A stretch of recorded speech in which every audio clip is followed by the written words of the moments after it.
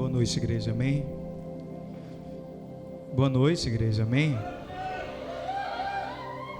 Que a graça e a paz do Senhor Jesus esteja sobre todos nós, amém? Louvado seja o nome do Senhor.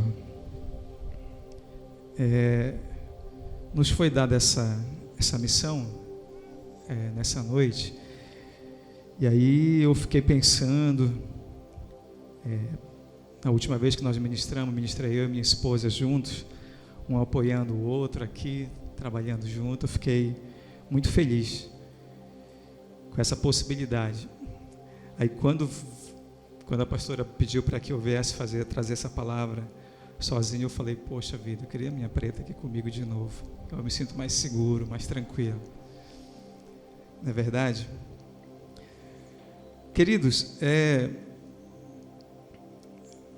o tema geral da série, estamos em guerra, alô, é um alerta, né? Uma exclamação, alô, estamos em guerra.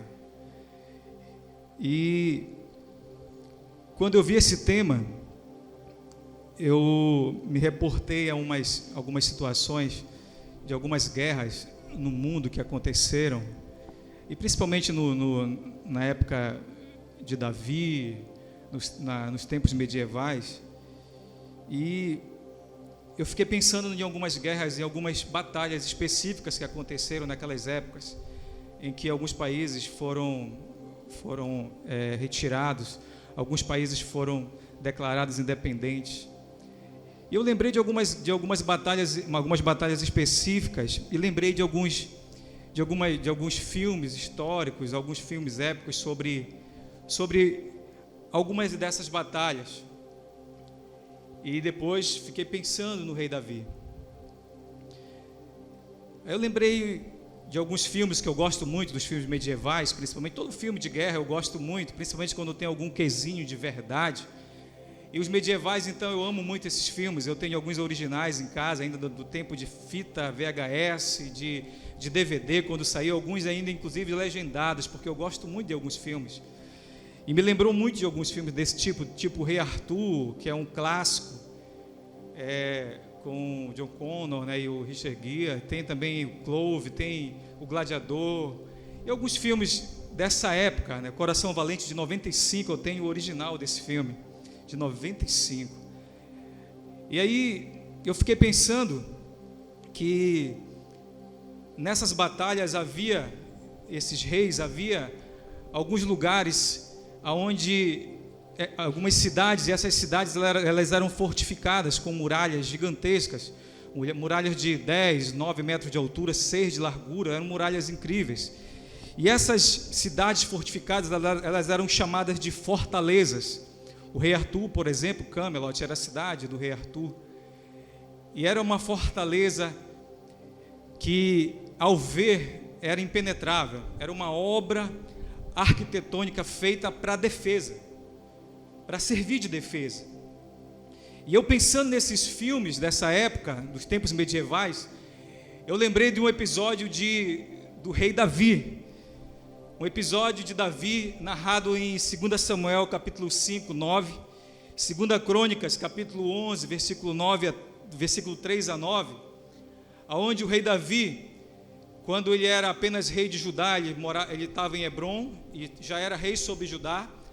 E naquele momento, os anciões da época declararam Davi sobre rei sobre toda Israel. E aí Davi passou a ser rei sobre toda a nação de Israel. E uma das ideias dele era ter um lugar que fosse fortificado. E aí Davi lembra de uma fortaleza que existia na época, a fortaleza de Sião, a cidade de Jebus, a cidade dos Jebuseus. E é essa fortaleza, a fortaleza de Sião, que mais tarde viria a ser chamada de cidade de Davi, e logo em seguida Jerusalém até hoje. Então era uma fortaleza impenetrável aos olhos humanos. Mas Davi, o rei Davi, ele colocou na cabeça dele que ele queria aquela cidade como capital da nação de Israel. O rei Davi, quero que você pegue isso comigo aqui hoje. O rei Davi, que é a tipologia do Cristo no Antigo Testamento, agora esse rei Davi, ele quer penetrar a fortaleza de Sião e dentro dessa fortaleza fazer morada, na fortaleza de Sião, reforçar essa fortaleza, reconstruir algumas coisas ali dentro, melhorar essa fortaleza, para que ali a cidade passasse a ser chamada de cidade de Davi e posteriormente Jerusalém. Então, guarde com você essa analogia que eu estou fazendo sobre essa batalha específica de Davi. Davi, com muita inteligência nesse momento, ele faz uma proposta para os seus soldados e diz: olha, aquele que penetrar primeiro, aquele que chegar primeiro lá dentro, eu poderei colocar como general, como alguém importante diante do exército. E Joabe, não muito bobo, filho de Zeruia, Joabe invade a cidade, invade a fortaleza através de uma fonte de água. Davi era inteligente, ele sabia disso, através de uma inteligência que vinha de Deus. Ele sabia que a fonte de água que abastecia a fortaleza de Sião, que abastecia a cidade de Jebus, essa fonte ficava fora da cidade. Então Davi, sabendo disso, ele conversou com seus soldados e solicitou que alguns, se tivessem coragem, tivessem força, tivessem coragem para fazer, que invadisse por aquele canal de águas para chegar até o centro daquela cidade e poder abrir as portas daquela cidade, daquela fortaleza, para que o exército pudesse invadir. E Joabe foi um dos primeiros, por isso ele se tornou posteriormente o general dos exércitos de Davi. E se você bem observar, Davi, a tipologia do Cristo, do nosso Cristo, e a fonte de água por onde Joabe e alguns soldados penetraram a fortaleza, que simboliza a fonte, simboliza o Espírito Santo de Deus. Guarde isso com você, para você entender aonde nós vamos chegar hoje. Essa fortaleza foi invadida por Davi e pelos seus soldados, e ali dentro, naquele lugar, passou a ser a morada do rei Davi. O tema específico de hoje, o tema geral é um alerta, é uma exclamação, né? Estamos em guerra. E o tema específico de hoje é fortalezas na mente. Fortalezas na mente. Eu queria que você lesse comigo o capítulo 10 de 2 Coríntios, capítulo 10, versículo 5, 4 e 5. Guarde com você o que nós falamos agora nessa introdução. Guarde no teu coração.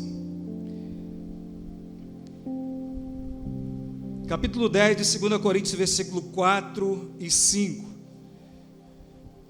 Porque as armas da nossa milícia não são carnais, mas sim poderosas em Deus para a destruição das fortalezas, destruindo argumentos e toda a altivez que se levanta contra o conhecimento de Deus, e levando cativo todo entendimento à obediência de Cristo. Amém? Esse é o texto que nos foi repassado, e o tema: fortalezas na mente. Fortalezas na mente. Desde os tempos passados, a estratégia das trevas, a estratégia do diabo, ela continua sendo a mesma, é construir fortalezas em nossa mente. Construir fortalezas em nossa mente, para que o conhecimento de Deus não penetre. Onde ocorrem os argumentos? Na nossa mente, não é verdade? Onde está o conhecimento? Também na nossa mente. Onde reside o entendimento? Na nossa mente. Na nossa mente. Logo, onde estão as fortalezas que precisam ser destruídas ou conquistadas ou penetradas? Onde estão as fortalezas? Em nossa mente. É aqui na mente que estão as fortalezas. Eu quero que você faça sempre a analogia do que nós começamos a falar com o que nós vamos falar agora, tá? Está em nossa mente os argumentos, o conhecimento, a argumentação sobre alguma coisa, sobre algo que nós não concordamos ou discordamos, está em nossa mente. Imagine que, se você fizer uma introspectiva sobre a sua vida, começar a pensar um pouquinho sobre o teu passado, você vai começar a imaginar e lembrar do que se passou na sua vida, de alguns traumas da infância. Eu preciso que você reflita sobre isso, tá? Preciso que você feche os teus olhos um pouquinho e comece a pensar, refletir um pouquinho sobre traumas da infância, sobre traumas do passado, e que essas fortalezas, essas mentiras que o diabo colocou na sua mente, do tipo, olha, você não poderá ser mais perdoado, você não pode perdoar porque aquela pessoa te fez o mal. Imagine que na sua mente começa a ser construída essas fortalezas e você precisa permitir que o Espírito Santo de Deus, que o Rei penetre essas fortalezas, para que elas sejam destruídas, para que elas sejam conquistadas e penetradas. Imagine que na sua mente hoje, você passa a construir dentro da sua mente, em função do passado, em função dos traumas do passado, dos traumas da infância, em função das muitas informações que você recebe hoje. Eu penso que a geração de hoje ela é bombardeada com informações de todos os lados. Imagina a internet hoje. Isso é muito sério, gente, porque a internet hoje ela te bombardeia com muitas informações de todos os tipos. E o que é pior, sem filtro. E essas informações começam a contaminar a tua mente, Eu imagino que, lembro que na época que eu era adolescente, pré-adolescente para adolescência, a gente tinha uma possibilidade de, por exemplo, buscar algum conteúdo ilícito, né? Principalmente no que diz respeito à pornografia. A gente podia para buscar um conteúdo desse, era muito difícil na época que eu tinha 15, 16 anos, 14 anos, era muito complicado, porque meu pai, por exemplo, ele tinha, eu vou falar sobre isso para vocês, porque eu acho que não tem nenhum problema. Naquela época existia uma pornografia clássica que se chamava Playboy, os mais velhos aqui sabem disso, que era uma revista apenas de mulheres nuas, e para a gente ter um acesso a isso naquela época era muito difícil, não era muito simples assim, era muito difícil, e ainda corria o risco de apanhar do pai se conseguisse pegar uma folha que fosse de uma revista dessa. Então era algo clássico e muito sem sentido para hoje. Mas hoje infelizmente, em apenas um clique, os nossos adolescentes hoje têm acesso às pornografias mais bestiais que o diabo possa lançar na internet. Terríveis. Algo realmente bestial, algo do inferno, algo demoníaco. Em apenas um clique. E eu sei, ninguém precisa falar nada aqui para mim, mas eu sei que isso é verdade, tenho certeza disso, que quando você está sozinho, quando os holofotes não estão sobre você, os seus pais, o pastor, a pastora, o líder, e às vezes você está sozinho no seu quarto, com a internet bala, 24 horas por dia, um clique pode te levar a lugares e uma contaminação tão grande da tua alma. Assim, eu vi a pastora ministrando um dia desses sobre isso, a pastora ministrou dizendo o seguinte, que Deus não tem problema com o pecado. De fato não tem. Deus pode perdoar qualquer pecado, queridos. E lembra que nós falamos na última vez que o pecado ou o erro é aquilo que eu faço de forma involuntária. Mas aquilo que eu faço de forma premeditada, aquilo que eu penso, aquilo que eu faço de forma consciente, não é que Deus não possa perdoar, mas é que fica mais difícil de eu me arrepender, de eu pedir perdão. Você entende essa lógica?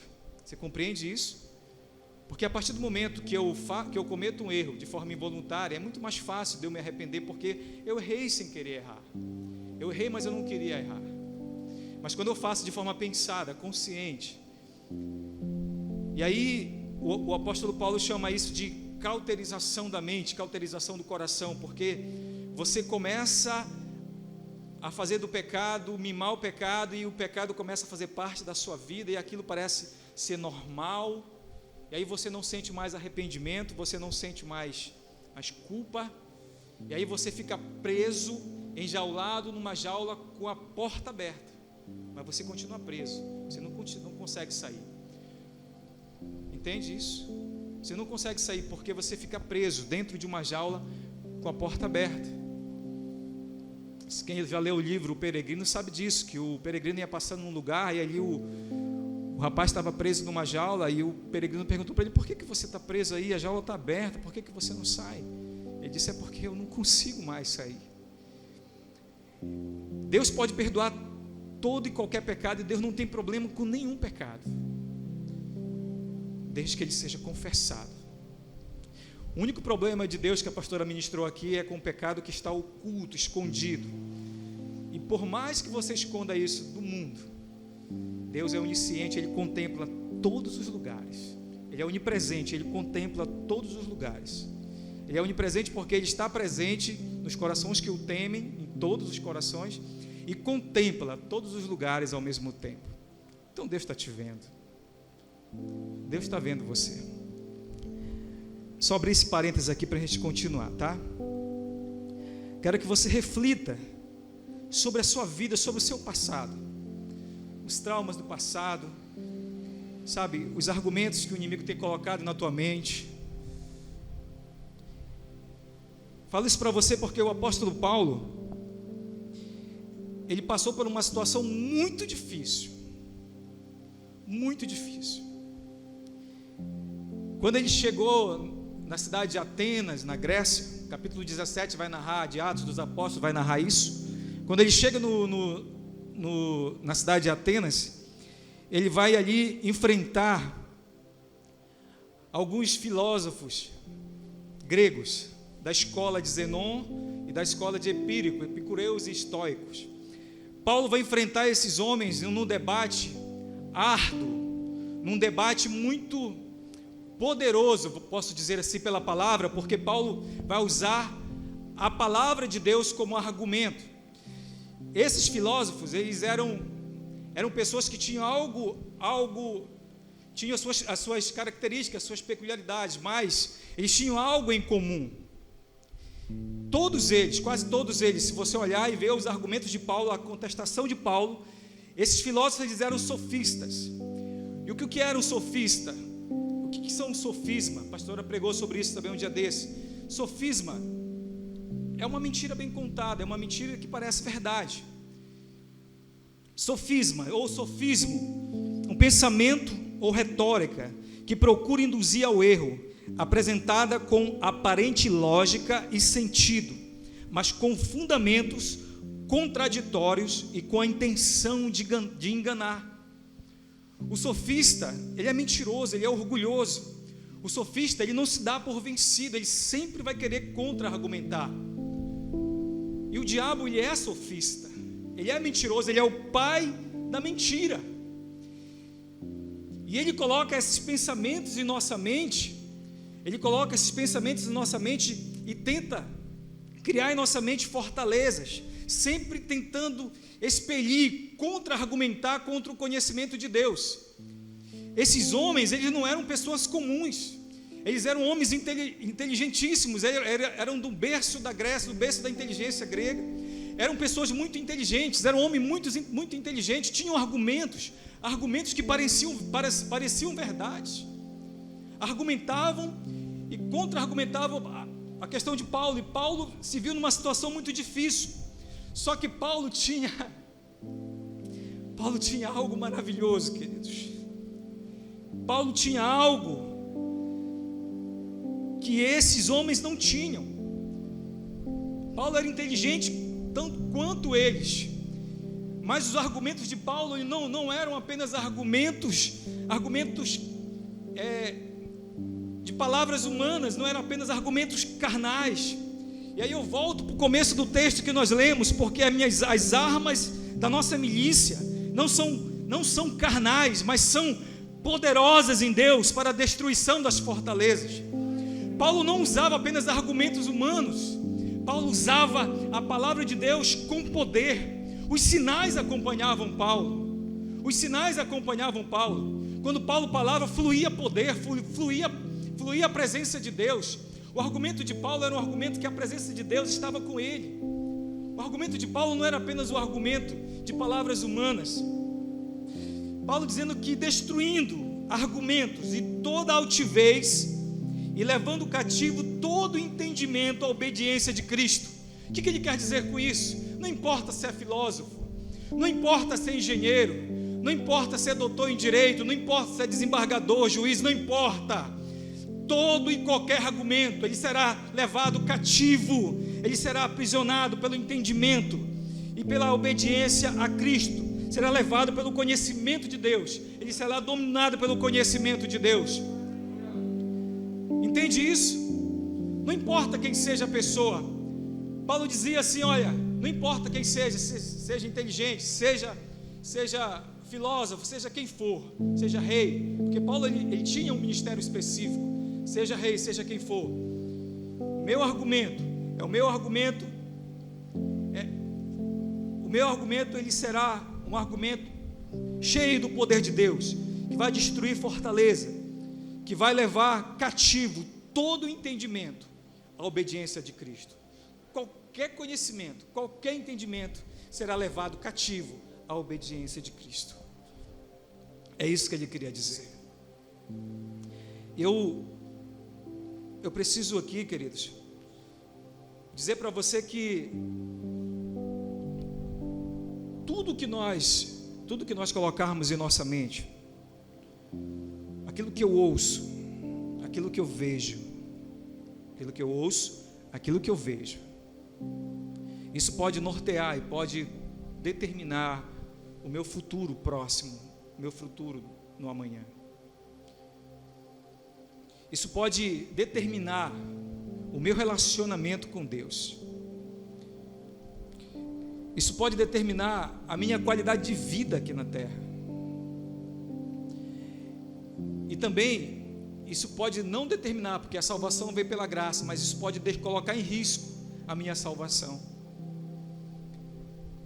Pode colocar em risco a minha salvação, porque aquilo que eu vejo, aquilo que eu ouço, isso pode criar na minha mente fortalezas que precisam ser destruídas, precisam ser penetradas, precisam ser conquistadas pelo Espírito Santo de Deus e pelo Rei Jesus.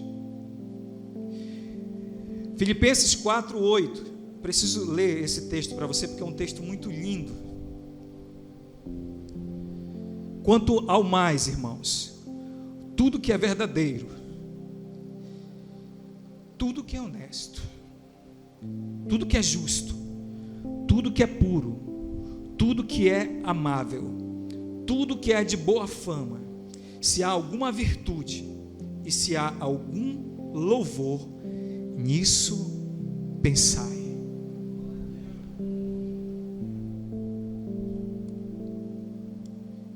Isso é uma escolha, querido. Eu preciso escolher, eu preciso permitir, preciso escolher, vigiar, ficar vigilante na minha mente, para que só entre na minha mente coisas boas, só entre na minha mente aquilo que provém de Deus, que provém da palavra de Deus. É o que Paulo está dizendo aqui, que provém de Deus, para que a minha mente seja alimentada por coisas boas. Então, permita nessa noite, permita em nome de Jesus, que o Rei, que o Espírito Santo de Deus, assim como lá no começo que nós iniciamos a ministração, permita que a fortaleza da sua mente seja penetrada, seja conquistada pelo Rei dos Reis, pelo Espírito Santo de Deus, para que Ele faça morada na tua mente. para que Ele faça morada na tua mente, para que se torne a cidade, o lugar onde o Rei irá morar, onde vai se chamar Jerusalém, a Jerusalém celestial, Jerusalém, que seria a cidade de Davi. Permita, querido, permita que Deus invada a sua mente, o seu coração, faça morada nessa noite,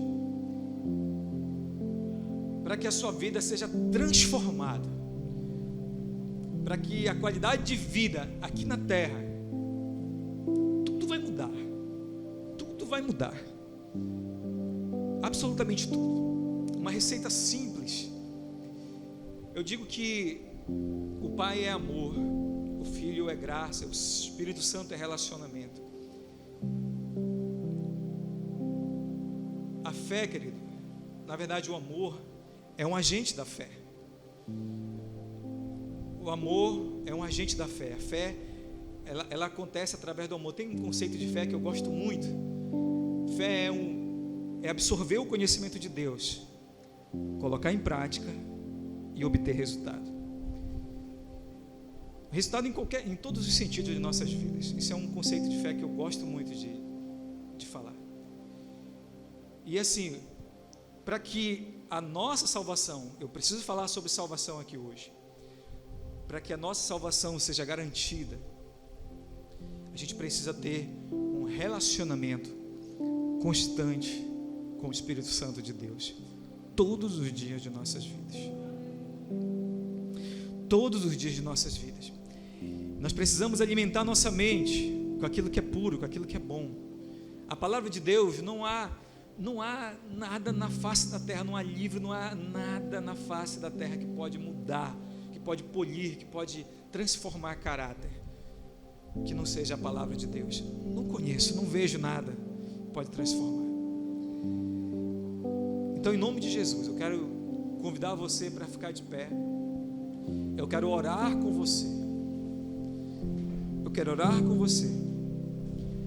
Quem entendeu? Você entendeu, querido?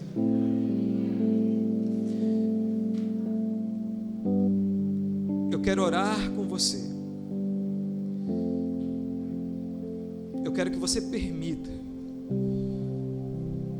que as fortalezas de sua mente, feche os teus olhos, que a fortaleza de suas mentes, elas sejam destruídas, sejam ou conquistadas ou penetradas pelo Rei dos Reis. Que o Espírito Santo de Deus faça morada, que o Rei Jesus faça morada no seu coração, na sua mente. Permita isso. Permita que Ele faça morada, porque se o Espírito Santo estiver com você, você tiver um relacionamento com Ele, quando você estiver sozinho, você vai querer ler a palavra, você vai querer ouvir um louvor, você vai querer estudar, ler um bom livro, você vai querer estudar a palavra de Deus, você vai querer orar, você vai querer estar na presença de Deus, você não vai querer fazer coisas erradas, você não vai desagradar o Espírito Santo, porque o Espírito Santo vai estar dominando a fortaleza da sua mente. E quando ele começar a dominar a fortaleza da sua mente, agora ele vai ser uma fortaleza de defesa, uma fortaleza que vai defender a sua mente contra os dardos inflamados do inimigo. O Espírito Santo vai estar defendendo, os anjos vão estar sobre as muralhas e vão defender você. O Rei vai estar morando nessa fortaleza. O Rei vai estar dentro dessa fortaleza e vai expelir todo e qualquer inimigo. Vai expelir todo e qualquer inimigo que se aproximar. Louvado seja Deus para todos. Não permita que o inimigo faça fortaleza na sua mente. Permita que o Senhor faça fortaleza na sua mente. Louvado seja o nome do Senhor. Nós vamos ouvir um louvor agora. Eu quero que você ouça esse louvor. Faça desse louvor uma oração. Faça uma oração desse louvor. Faça uma oração. Sua oração.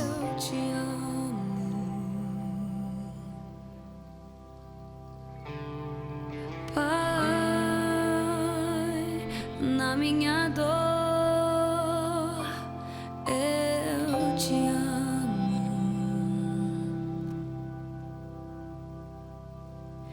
Pai. acima de tudo eu te amo.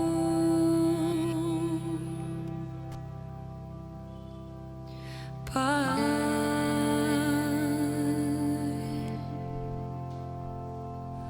eu te amo.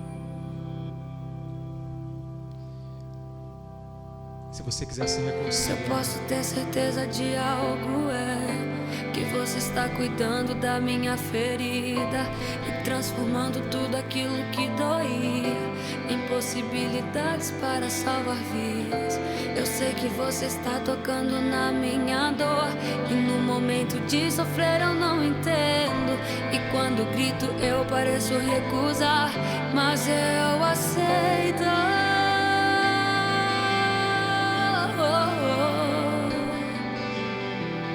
O processo que vai me curar, a ferida eu deixo tu fechar. Jesus na dor, eu vejo teu trabalhar. E amanhã quando eu acordar, eu sei de quem vou me lembrar. Do amor por mim, Senhor, eu te amo.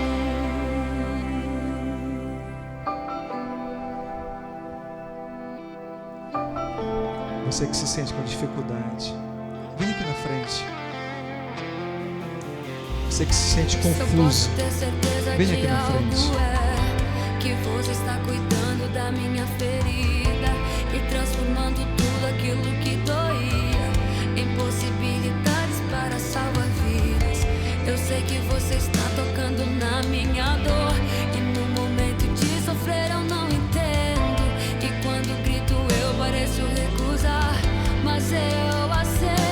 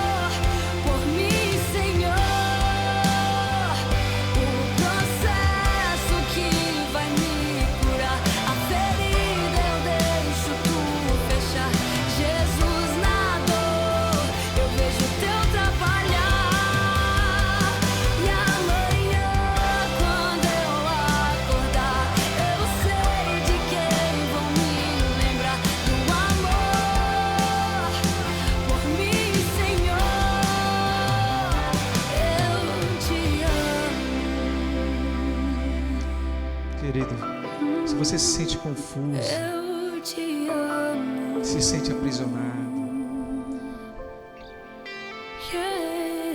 que é uma oração específica, você pode se deslocar, você pode levantar sua mão. Nós vamos orar por você. Te amo.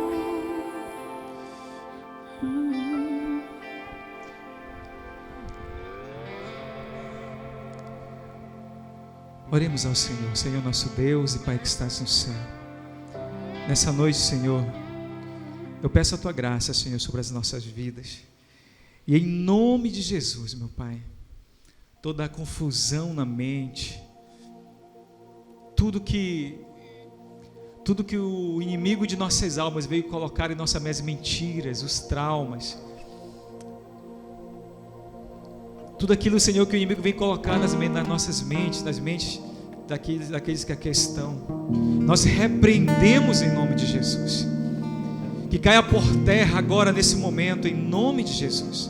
Todo mal, toda a corrente seja quebrada, todo sofisma seja quebrado, seja arrancado das mentes agora, em nome de Jesus. Nós ordenamos no nome de Jesus. Seja liberto agora, no nome de Jesus. Nós declaramos libertação de mente. Que as correntes sejam quebradas, que mentes sejam libertas, que almas sejam salvas. Ó Deus, nós declaramos relacionamento com o Teu Espírito Santo. Nós declaramos, Senhor, fidelidade, nós declaramos fidelidade a Ti, nós declaramos, Senhor, em nome de Jesus, que o Teu amor possa invadir os nossos corações. Nós declaramos, Deus, em nome de Jesus. Te peço, Senhor, que Tu visite cada coração, cada vida, que haja transformação, que haja permissão, para que o Espírito Santo faça morada, para que o Rei dos Reis faça morada em nossos corações, em nossas mentes. Se for necessário destruir a fortaleza, destrua, Senhor. Mas se for possível, Senhor, penetrar e fazer morada, faça morada, Deus, em nome de Jesus. Eu te peço essas bênçãos, não só hoje, mas para todos sempre. Em nome de Jesus, seja liberto. Amém e amém.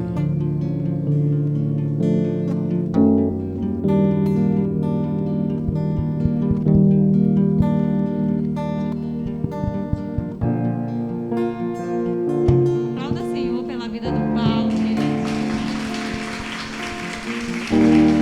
Paulo, nós queremos te agradecer por nos servir nessa noite. É tão bom ouvir o Paulo, né, querido? Tem o dom da palavra. Passaremos a noite inteira aqui ouvindo. Muito obrigada, Paulo. Deus abençoe sua vida.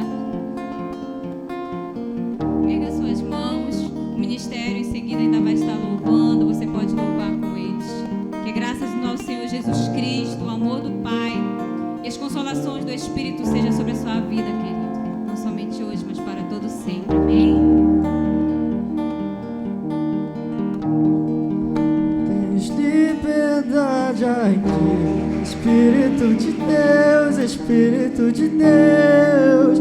Tens liberdade aqui, Espírito Santo, Espírito Santo.